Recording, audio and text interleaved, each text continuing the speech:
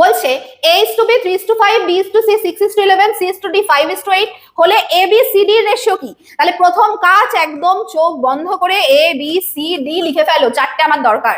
প্রথমে বলেছে a is to b 3 is to 5 মানে a 3 হলে b 5 হবে। c আর d কি ফাঁকা থাকবে? না, থাকবে না। কাছাকাছি কাকে লিখেছি? 5, তাহলে c আর d তেও আমি লিখে দেবো 5। b is to c 6 is to 11 মানে b 6 হলে c হবে 11। c এর কাছাকাছি আছে d, তাই জন্য d তেও 11 লিখলাম, আর a এর কাছাকাছি আছে b, তাই এতে 6 লিখলাম। c is to d 5 is to 8 c তে 5 লিখলাম, d তে 8 লিখলাম, তাহলে এর কাছাকাছি 5 আছে, তাই এখানেও 5 লিখছি। এবার আমার কাজ হচ্ছে গুণ করা। আচ্ছা, গুণ করতে গিয়ে একটা জিনিস লক্ষ্য করো, আলটিমেটলি গুণ করার পরে আমরা কি করব? কাটাকুটি গেলে করব, চারটেতেই যদি কাটাকুটি যায় করব।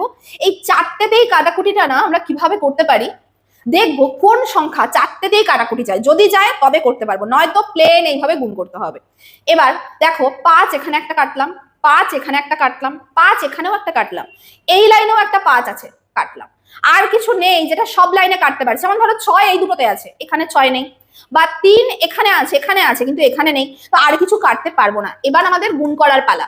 গুণ করলে 3 6 18 is to 5 6 30 is to 5 11 55 is to 8 11 88 18 30 55 88, option number A হয়ে গেল আমাদের রাইট আনসার।